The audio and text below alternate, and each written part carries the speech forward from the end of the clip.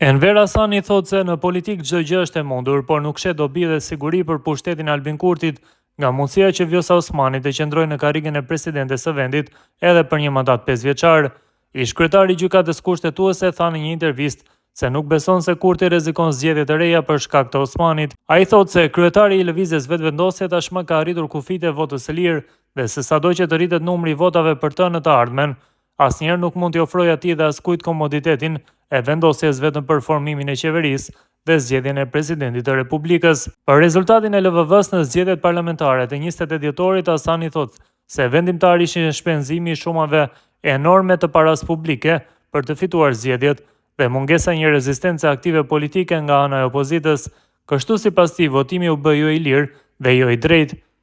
Brukseli dhe Washingtoni kanë vetëm një shqetësim për qeverisjen e Kurtit, thot Hasani, dhe ai ka të bëjë sipas tij me zbatimin e aneksit të Ohrit, përkatësisht me vënien në jetë autonomi serbe, e cila është pranuar nga zoti Kurti në Ohër më 2023-shin. Asgjë tjetër, thot se forcimi i autonomisë serbe shihet si e vetmja zgjidhje për mbrojtjen e komunitetit serb kosovar nga pushteti qendror, dhe se veprimet e qeverisë së Kurtit e kanë përforcuar urgjencën e implementimit të aneksit të Ohrit për ndërkombëtarët.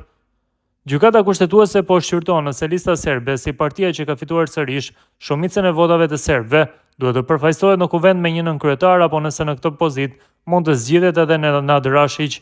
Për Hasanin, është e qartë se sipas kushtetutës,